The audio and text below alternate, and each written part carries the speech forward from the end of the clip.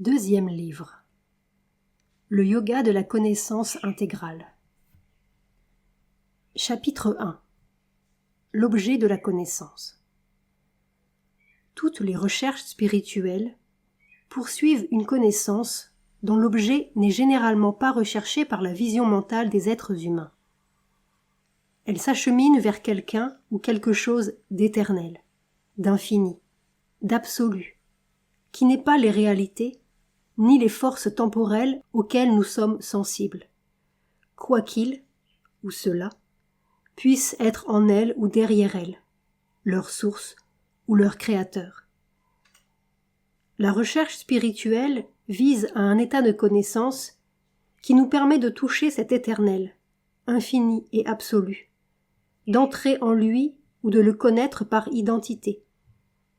Elle aspire à une conscience autre que notre conscience ordinaire des idées, des formes et des choses, à une connaissance qui n'est point ce que nous appelons connaissance, mais quelque chose qui existe en soi, qui est perpétuel et infini. Et puisque l'homme est une créature mentale, cette recherche peut, ou même doit nécessairement partir de nos instruments ordinaires de connaissance. Mais, nécessairement aussi, elle doit les dépasser et se servir de méthodes et de facultés suprasensorielles et supramentales, car elle poursuit un objet qui est lui-même suprasensoriel et supramental, et qui échappe à l'emprise du mental et des sens, bien que, à travers le mental et les sens, quelque première lueur puisse en filtrer ou quelque image réfléchie.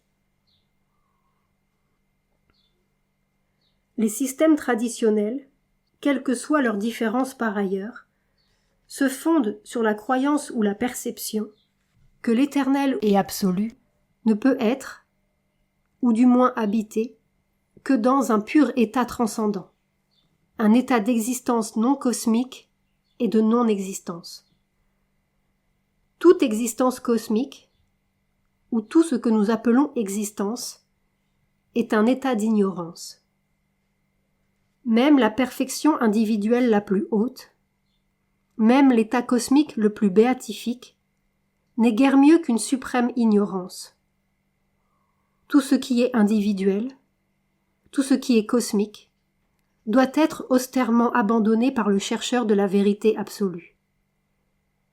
Le suprême moi immobile, ou l'absolu néant, est la seule vérité, le seul objet de la connaissance spirituelle.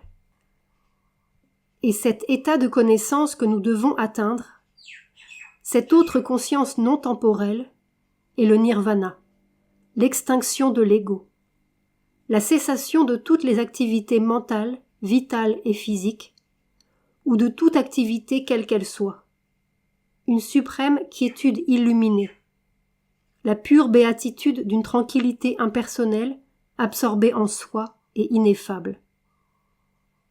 Les moyens d'y parvenir sont la méditation, une concentration qui exclut tout, sauf cela, et une disparition totale du mental en son objet. L'action n'est permise que pendant les premières étapes de la recherche, afin de purifier le chercheur et d'en faire moralement et organiquement un pur vaisseau de la connaissance.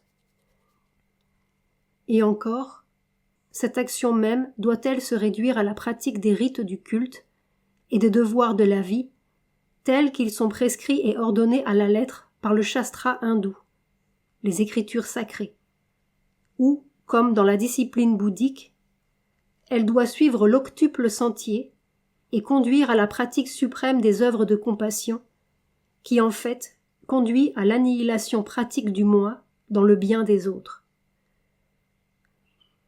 Dans tout jnana yoga sévère et pur, le yoga de la connaissance, les œuvres doivent en fin de compte être toutes abandonnées pour une quiétude totale. L'action peut préparer au salut. Elle ne peut y conduire.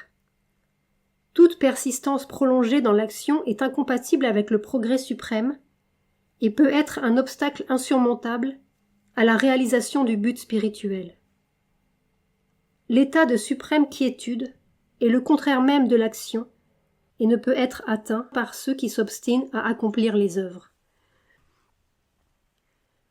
Et même la dévotion, l'amour, le culte sont simplement des disciplines pour les âmes immatures.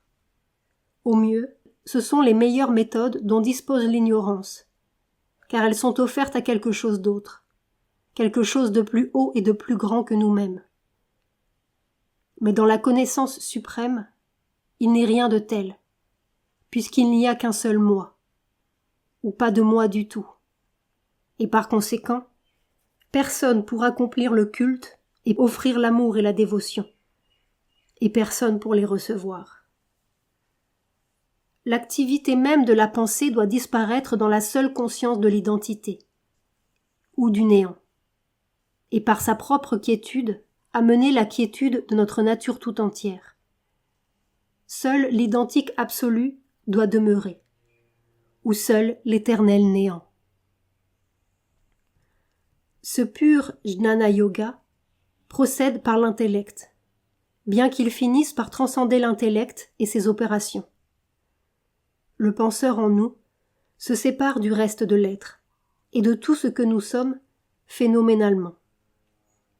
Il rejette les émotions du cœur, se retire de la vie et des sens, se sépare du corps afin d'arriver à son propre accomplissement exclusif et de se fondre en cela qui est au-delà de lui-même et de sa fonction. Cette attitude se fonde sur une vérité et une expérience semble la justifier.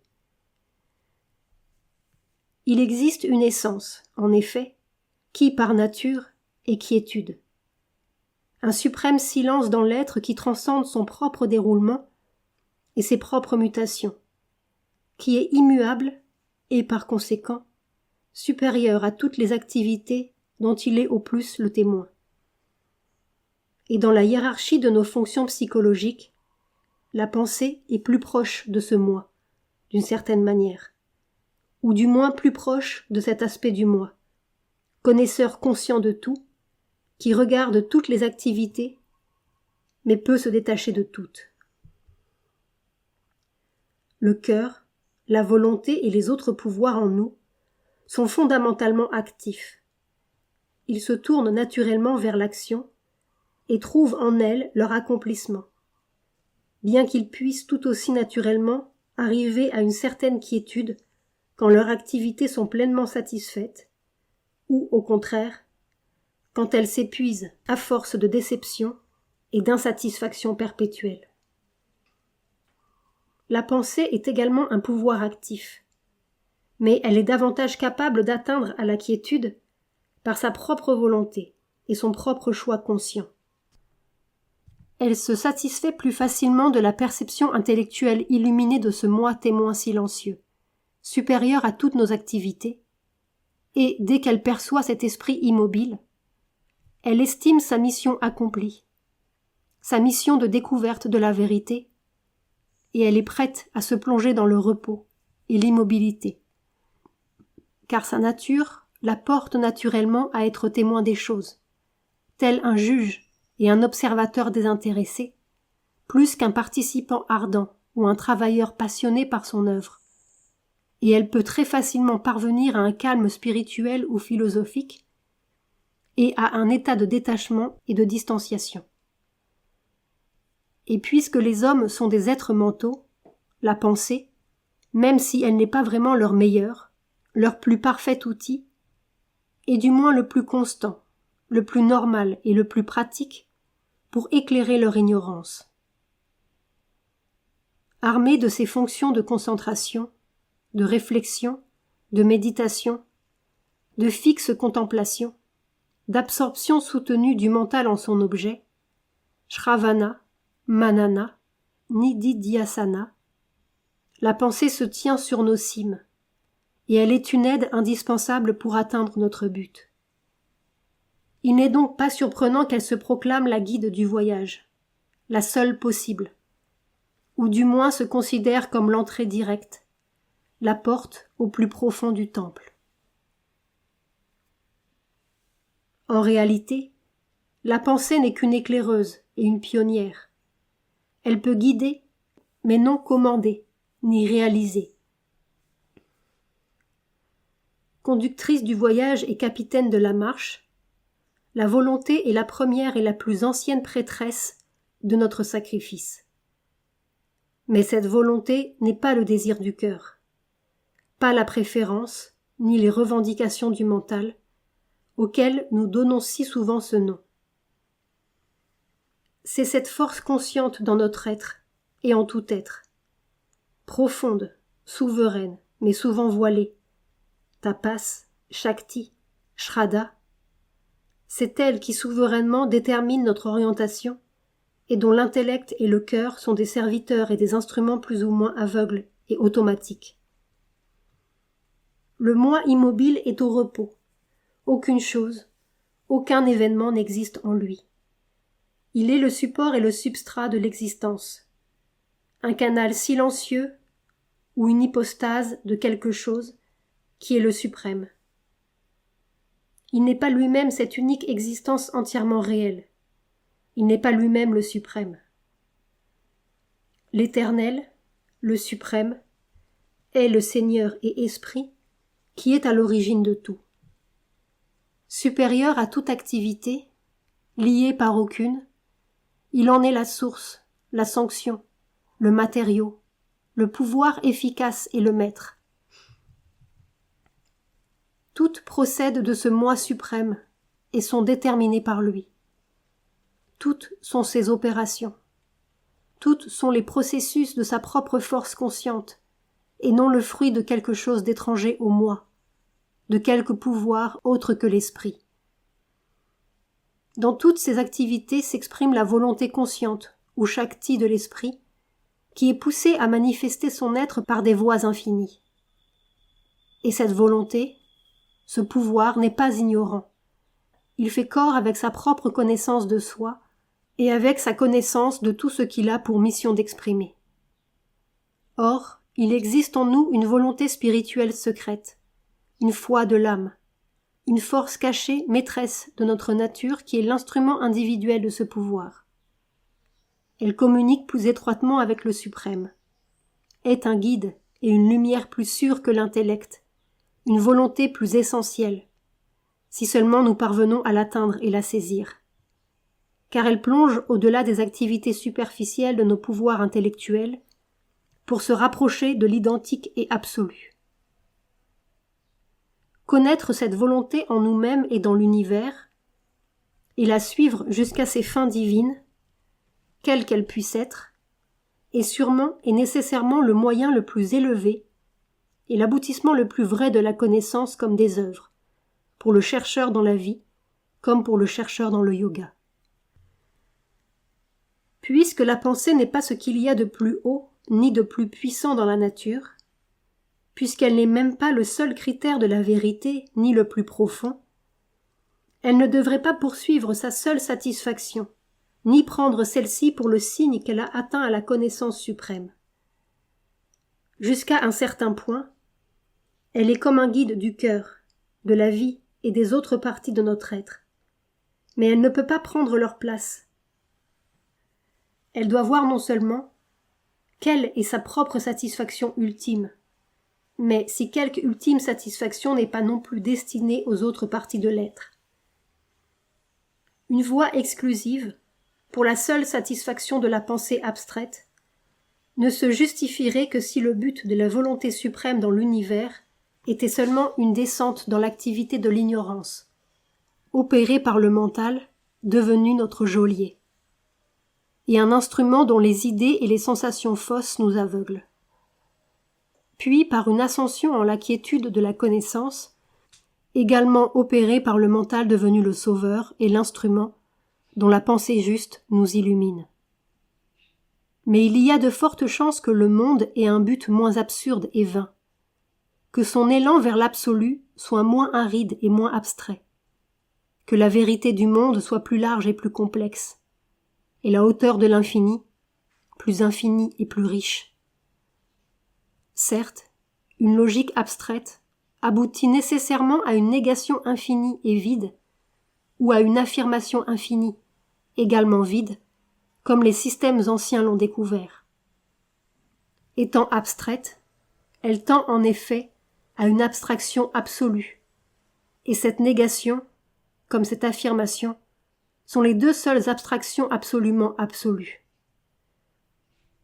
Mais une sagesse concrète, qui va s'approfondissant sans fin et qui se nourrit des richesses toujours plus grandes d'une expérience infinie, est probablement la clé d'une connaissance divine supra-humaine, et non la logique abstraite et sûre d'elle-même du mental humain étroit et incompétent. Le cœur, la volonté, la vie, et même le corps, sont, autant que la pensée, des formes d'un être conscient divin et des signes d'une grande importance. Ils ont eux aussi des pouvoirs qui permettent à l'âme de reprendre complètement conscience d'elle-même, ou des moyens qui lui permettent d'en jouir. Il est très possible que le but de la volonté suprême soit un sommet où l'être tout entier est destiné à recevoir sa satisfaction divine, les hauteurs éclairant les profondeurs, et l'inconscient matériel se révélant divin au contact de la supraconscience suprême. La voie de la connaissance a toujours procédé par élimination. Elle rejette successivement le corps, la vie, les sens, le cœur, la pensée même, afin de disparaître en l'immobilité du moi ou dans un suprême néant, un absolu indéfini. Mais la voie de la connaissance intégrale suppose que nous sommes destinés à un accomplissement intégral, et que la seule chose à éliminer est notre propre inconscience, et l'ignorance et les conséquences de l'ignorance. Éliminons la fausseté de notre être caché sous l'ego, et notre être véritable pourra se manifester en nous. Éliminons la fausseté de la vie cachée sous les appétits purement vitaux, ou sous la ronde mécanique de notre existence corporelle, et notre vraie vie apparaîtra dans la puissance de la divinité et dans la joie de l'infini. Éliminons la fausseté des sens et leur asservissement au simulacre matériel et à la dualité des sensations, car il est un sens plus grand en nous qui, à travers nos sens matériels, peut s'ouvrir au divin dans les choses et répondre divinement au divin. Éliminons la fausseté du cœur et ses passions, ses désirs troubles et la dualité des émotions, car il est un cœur plus profond qui peut s'ouvrir en nous et faire jaillir son amour divin pour toutes les créatures, sa passion et son aspiration infinie pour les réponses de l'infini. Éliminons la fausseté de la pensée et ses constructions mentales imparfaites, ses affirmations et ses négations arrogantes, ses concentrations limitées, exclusives, car, derrière, il est une faculté de connaissance plus grande qui peut s'ouvrir à la vraie vérité de Dieu et de l'âme, à la vraie vérité de la nature et de l'univers. Un accomplissement de soi intégral, tel est le but. Un sommet, un absolu du cœur et de ses expériences et de son instinct d'amour, de joie, de dévotion et d'adoration. Un sommet, un absolu des sens et de leur quête de beauté, de bien et de félicité divine dans les formes des choses.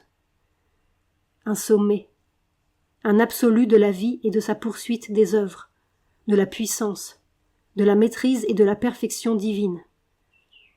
Un sommet, un absolu de la pensée par-delà ses propres limites et de sa soif de vérité et de lumière, de sagesse et de connaissance divine.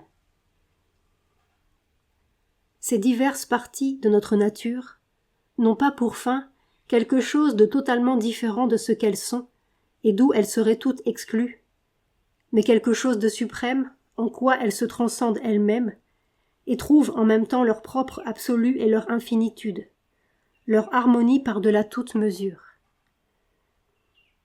Derrière la voie traditionnelle de la connaissance, et justifiant son procédé intellectuel d'élimination et de retrait, il existe une expérience spirituelle plus forte que tout. Profonde, intense, convaincante, partagée par tous ceux qui ont dépassé une certaine limite de la périphérie du mental actif pour plonger en l'espace intérieur sans horizon. c'est la grande expérience de la libération. La conscience de quelque chose en nous qui est derrière l'univers et en dehors de toutes ses formes, ses intérêts, ses buts, ses circonstances, ses événements. Calme, non touché, indifférent, illimité, immobile, libre. C'est la haute vision de quelque chose au-dessus de nous, indescriptible et insaisissable, où nous pouvons entrer en abolissant notre personnalité. La présence d'un Purusha témoin, éternel et omniprésent. La perception d'une infinitude et d'une intemporalité qui nous regarde du haut d'une sublime négation où toute notre existence est niée et qui seule est l'unique chose réelle. Cette expérience représente la plus haute sublimation du mental spiritualisé quand il regarde résolument par-delà sa propre existence. Nul, s'il n'a passé par cette libération, ne peut être entièrement libéré du mental et de ses filets. Mais nul n'est obligé de s'attarder pour toujours à cette expérience. Si grande soit-elle, c'est seulement l'expérience écrasante du mental quand il regarde ce qui est au-delà de lui-même et de tout ce qu'il peut concevoir. C'est une suprême expérience négative. Mais par-delà cette expérience se trouve toute la formidable lumière d'une conscience infinie, d'une connaissance sans limite et d'une présence impérieuse et absolue. L'objet de la connaissance spirituelle est le suprême, le divin, l'infini et absolu. Ce suprême est relié à notre être individuel et relié à l'univers. Et pourtant, il les transcende l'un et l'autre, et l'âme et l'univers. Ni l'univers ni l'individu ne sont ce qu'ils semblent être, car le témoignage que nous en donne notre mental et nos sens, tant qu'ils ne sont pas illuminés par une faculté de connaissance plus haute, supramentale et suprasensorielle, est un faux témoignage, une interprétation imparfaite, une image amoindrie et erronée. Et pourtant, ce que l'univers et l'individu semblent être est tout de même une image de ce qu'ils sont réellement. Une image qui, derrière son apparence, laisse deviner la réalité qu'elle voile. La vérité procède par la correction des valeurs que notre mental et nos sens nous apportent. Et tout d'abord, elle fait appel à une intelligence plus haute qui éclaire et rectifie autant qu'il se peut les conclusions du mental sensoriel ignorant et de l'intelligence physique limitée. Telle est la méthode de toutes les connaissances et sciences humaines. Mais par-delà, il existe une connaissance, une conscience de vérité qui dépasse notre intellect et nous fait entrer en la vraie lumière, dont l'intellect n'est qu'un rayon réfracté. Là, les termes abstraits de la raison pure et les interprétations du mental disparaissent, où ils sont convertis en une vision concrète de l'âme. Ils se changent en la formidable tangibilité de l'expérience spirituelle. Cette connaissance peut s'en détacher et se tourner vers l'éternel absolu et perdre de vue l'âme et l'univers. Mais elle peut aussi voir l'existence à partir de cet éternel.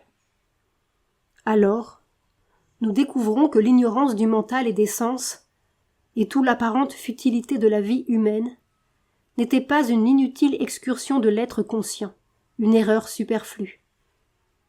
Elles avaient été prévues comme un premier et rude terrain d'expression de l'âme venue de l'infini, comme un fondement matériel de son développement et de sa prise de possession d'elle-même dans les conditions de l'univers.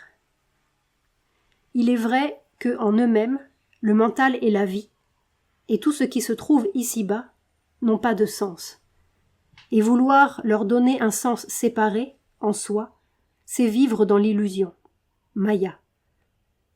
Mais ils ont un sens suprême en le suprême, un pouvoir absolu en l'absolu. Et c'est cela qui leur assigne leur valeur relative présente et rattache leur relativité à l'absolue vérité. Telle est l'expérience qui réconcilie tout, le fondement d'une connaissance de soi et d'une connaissance du monde profondément intégrale et intime. Relativement à l'individu, le suprême est notre vrai moi le plus haut. Il est ce que nous sommes ultimement en notre essence. ce dont nous sommes issus en notre nature manifestée. Une connaissance spirituelle qui veut parvenir au vrai moi doit donc rejeter toutes les apparences trompeuses, comme le fait la voie traditionnelle de la connaissance. Elle doit découvrir que le corps n'est pas notre moi, pas le fondement de notre existence, qu'il est une forme sensible de l'infini. Prétendre que la matière est le seul fondement du monde et que le cerveau, les nerfs, les cellules et molécules physiques sont l'unique vérité de tout ce qui est en nous, comme le voudrait le principe matérialiste pesant et inadéquat, est une illusion. C'est prendre une vision limitée pour la vision totale, le fond obscur ou l'ombre des choses pour la substance lumineuse, le chiffre zéro pour le nombre entier. La théorie matérialiste confond la création et le pouvoir créateur. Le moyen d'expression est cela qui est exprimé et s'exprime.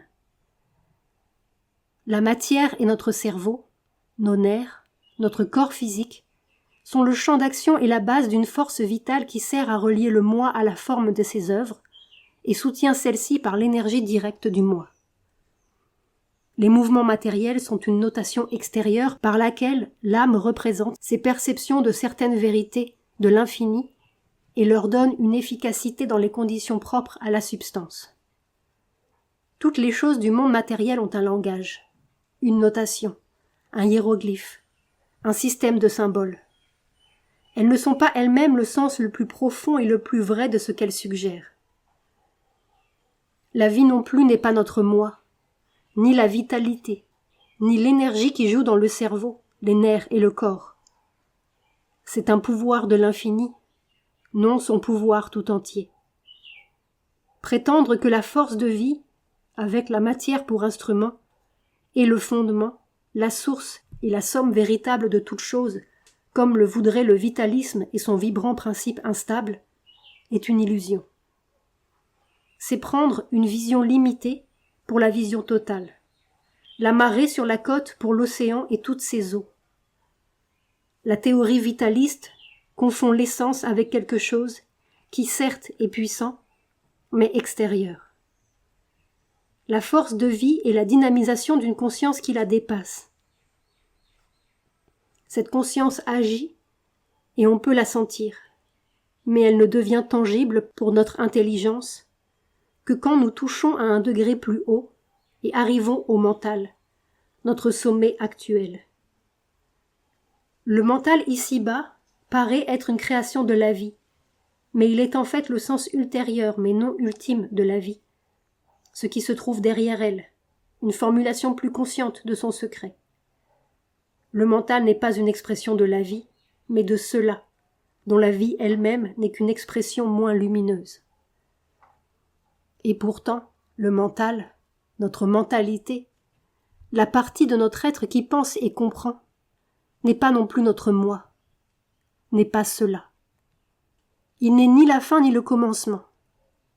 C'est un demi-jour projeté par l'infini.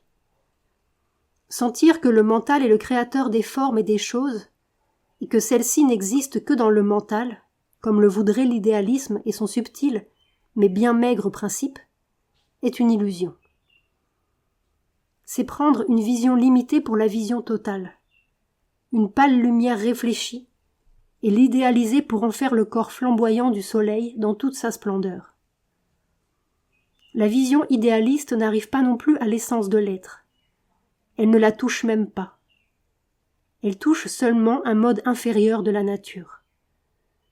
Le mental est la douteuse pénombre extérieure d'une existence consciente qui ne se limite pas à la mentalité, mais la dépasse.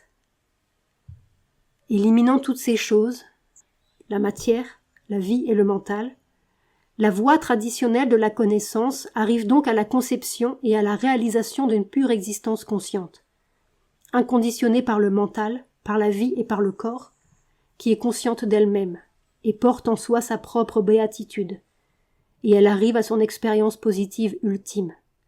Atman, le moi, la nature originelle et essentielle de notre existence. Ici, enfin, il y a quelque chose de centralement vrai, mais dans sa hâte d'y arriver, cette connaissance suppose qu'il n'existe rien entre le mental pensant et le Très-Haut, Bouddhé Parastatusa. Et, fermant les yeux en son samadhi, elle essaye de se précipiter tout au bout, sans même voir les grands et lumineux royaumes de l'esprit qui se trouvent en fait sur son chemin. Peut-être arrive-t-elle à son but, mais seulement pour s'endormir dans l'infini. Ou si elle reste éveillée, c'est dans l'expérience du suprême la plus haute que puisse atteindre le mental qui s'annule, et non dans le suprême du suprême, Paratpara. Le mental ne peut percevoir le moi que dans une minceur spirituelle qui est mentale encore. Il ne perçoit qu'une réflexion mentale de Satchitananda. Mais ce n'est pas par un saut volontairement aveugle en l'absolu que s'obtient la vérité la plus haute, la connaissance de soi intégrale. C'est par un passage patient par-delà le mental et une entrée en la conscience de vérité où l'on peut connaître l'infini, sentir l'infini, le voir, faire l'expérience de toute la plénitude de ses richesses sans fin. Et là, nous découvrons que ce moi que nous sommes n'est pas seulement un Atman statique, mince et vide, mais un vaste esprit dynamique, à la fois individuel, universel et transcendant. Et ce moi, cet esprit, ne peut s'exprimer par les généralisations abstraites du mental. Toutes les descriptions inspirées, qu'en ont fait les voyants et les mystiques, ne peuvent épuiser son contenu, ni ses splendeurs. Relativement à l'univers, le suprême est Brahman, l'unique réalité, qui est non seulement substance spirituelle, matérielle et consciente de toutes les idées, toutes les forces et formes de l'univers, mais leur origine, leur support et leur possesseur. Il est l'esprit cosmique et supracosmique. Tous les termes ultimes auxquels nous pouvons réduire l'univers, force et matière, nom et forme, Purusha et Prakriti, ne sont pas encore entièrement ce qu'est réellement l'univers en lui-même, ni dans sa nature. De même que tout ce que nous sommes est le jeu et la forme, l'expression mentale, psychique, vitale et physique d'un moi suprême non conditionné par le mental, par la vie et par le corps, de même l'univers est aussi le jeu et la forme, l'expression cosmique de l'âme et de la nature d'une existence suprême qui est non conditionnée par la force et la matière, non conditionnée par l'idée, le nom et la forme, non conditionnée par la distinction fondamentale entre Purusha et Prakriti. Notre moi suprême et la suprême existence qui est devenue l'univers sont un seul et même esprit, un seul et même moi, une seule et même existence. De par sa nature, l'individu est une expression de l'être universel, et de par l'esprit qui est en lui, une émanation de la transcendance. Car s'il découvre son moi, il découvre en même temps que son vrai moi n'est pas cette personnalité naturelle, pas cette individualité créée, mais dans ses rapports avec autrui et avec la nature, un être universel, et dans sa condition supérieure, une parcelle, une face vivante d'un suprême esprit transcendantal. Cette existence suprême n'est pas conditionnée par l'individu, ni par l'univers. Par conséquent, une connaissance spirituelle peut fort bien dépasser ou même éliminer ces deux pouvoirs de l'esprit et arriver à concevoir quelque chose qui soit totalement transcendant, quelque chose que l'on ne peut nommer et que le mental ne peut connaître, un pur absolu. La voie traditionnelle de la connaissance élimine donc l'individu et l'univers. L'absolu recherché est indéfinissable, sans trait et sans relation. Ni ceci, ni cela, neti, neti. Et pourtant, nous pouvons dire que c'est l'un, que c'est l'infini, que c'est la béatitude, la conscience, l'existence ineffable. Bien qu'il soit inconnaissable pour le mental, nous pouvons tout de même, à travers notre être individuel et à travers les noms et les formes de l'univers, nous approcher de la réalisation du moi suprême qui est Brahman. Et en réalisant le moi, nous pouvons aussi, dans une certaine mesure, réaliser ce pur absolu dont notre vrai moi est la forme essentielle dans notre conscience. Svarupa. Tels sont les moyens auxquels le mental humain doit recourir s'il veut se faire quelque idée de l'absolu transcendant et inconditionné. La négation est une méthode indispensable pour qu'il puisse se débarrasser de ses propres définitions et de son expérience limitée. Pour pénétrer dans l'infini, il est obligé de s'échapper par un vague indéfini, car il vit dans l'étroite prison des constructions et des représentations nécessaires à son action, mais qui ne sont pas la vraie vérité de la matière, de la vie, du mental, de l'esprit. Mais si nous réussissons à traverser la frontière du mental et sa pénombre pour entrer dans les vastes étendues de la connaissance supramentale, ces moyens cessent d'être indispensables. Le supramental a une toute autre expérience du suprême infini, une expérience positive, directe, vivante. L'absolu est au-delà de la personnalité et au-delà de l'impersonnalité. Et pourtant, il est à la fois l'impersonnel et la suprême personne et toutes les personnes. L'absolu est au-delà de la distinction entre l'unité et la multiplicité. Et pourtant, il est l'un et l'innombrable multiple dans tous les univers. Il est au-delà de toute limitation d'attributs. Et pourtant, il n'est pas limité par un vide sans attributs. Il est aussi tout l'infini des attributs. Il est l'âme individuelle et toutes les âmes, et aucune d'elles. Il est le Brahman sans forme et tout l'univers.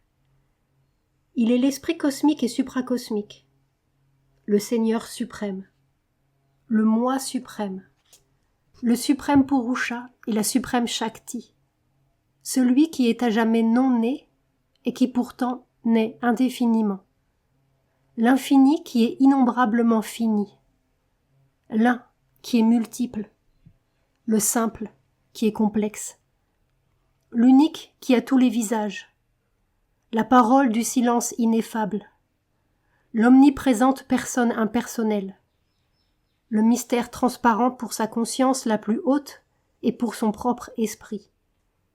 Mais pour une conscience moins large, il demeure voilé par sa trop grande lumière, et à jamais impénétrable.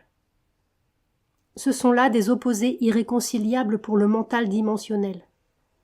Mais pour la vision et l'expérience constante de la conscience de vérité supramentale, ces choses sont si simplement et si inévitablement identiques en leur nature intrinsèque, que d'y penser même comme à des opposés est inimaginable. C'est lui faire outrage. Les murs construits par l'intellect mesureur et séparateur ont disparu, et la vérité dans sa simplicité et sa beauté apparaît, qui réduit tout au terme de son harmonie, de son unité et de sa lumière. Les dimensions et les distinctions demeurent, mais comme des images dont on peut se servir, non comme une prison séparative pour un esprit qui s'est oublié lui-même. La conscience de l'absolu transcendant et ses effets dans l'individu et dans l'univers est la connaissance finale et éternelle. Notre mental peut en traiter sur des modes divers. Il peut s'en servir pour échafauder des philosophies contradictoires. Il peut limiter, atténuer, exagérer ou rabaisser tel ou tel aspect de la connaissance, en déduire la vérité ou l'erreur. Mais nos variations intellectuelles et nos énoncés imparfaits ne changent rien au fait ultime, que si nous poussons la pensée et l'expérience jusqu'au bout, c'est à cette connaissance-là qu'elles aboutissent. L'objet d'un yoga de la connaissance spirituelle ne peut pas être autre chose que cette réalité éternelle, ce moi, ce Brahman, ce transcendant qui demeure au-dessus de tout et en tout, qui est manifeste dans l'individu et pourtant caché, manifeste dans l'univers et pourtant déguisé. Le sommet de la voie de la connaissance ne conduit pas nécessairement à l'extinction de notre existence dans le monde, car le suprême avec lequel nous fusionnons, l'absolu, le transcendant en qui nous pénétrons, possède toujours la conscience ultime et complète que nous recherchons. Et cette conscience ne l'empêche pas de poursuivre son jeu dans le monde. Point n'est besoin, non plus, de croire que notre existence dans le monde prend fin parce que son objet, ou son sommet, est atteint quand nous avons acquis la connaissance et que, par conséquent, il ne reste plus rien à faire ici-bas. Car ce que nous obtenons tout d'abord par la délivrance et son silence et sa quiétude incommensurable n'est que l'éternelle réalisation individuelle du moi en l'essence de notre être conscient, une réalisation statique. Sur ce fondement, et non annulé par le silence, inséparable de la délivrance et de la liberté, reste encore la marche du Brahman dans son accomplissement infini, sa divine manifestation dynamique dans l'individu, et, par la présence de l'individu, par son exemple et son action sur les autres et sur l'univers entier, l'œuvre pour laquelle les grands êtres restent sur terre. Notre accomplissement dynamique n'est pas possible tant que nous demeurons dans la conscience de l'ego, dans l'obscurité mentale éclairée aux chandelles, dans l'esclavage. Notre conscience actuelle limitée ne peut être qu'un champ préparatoire. Elle ne peut mener autre chose à la perfection. Car tout ce qu'elle accomplit est gâté de fond en comble par une ignorance et une erreur envahies par l'ego. Le vrai et divin accomplissement du Brahman dans la manifestation n'est possible que sur la base de la conscience du Brahman, et par conséquent, par une acceptation de la vie par l'âme libérée. Jivan Mukta. Telle est la connaissance intégrale. Car nous savons que partout et en toutes circonstances, tout est un pour l'œil qui voit. Pour l'expérience divine, tout est un seul bloc de divin. C'est seulement le mental qui, pour la commodité temporaire de sa pensée et de son aspiration, cherche à tracer une ligne artificielle de division rigide et la fiction d'une incompatibilité perpétuelle entre un aspect et un autre de l'éternelle unité. Celui qui a la connaissance et qui est libéré vit et agit dans le monde, et il ne vit pas moins. Il n'agit pas moins que l'âme enchaînée et le mental ignorant, mais davantage, car il accomplit toutes les actions. Sarvakri, avec la connaissance vraie et un pouvoir conscient plus grand. Et ce faisant, il ne forfait pas à l'unité suprême.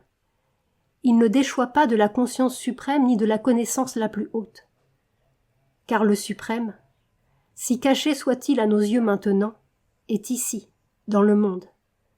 Et il y est tout autant qu'il peut l'être dans l'extinction de soi la plus absolue et la plus ineffable, ou dans le nirvana le plus irréductible.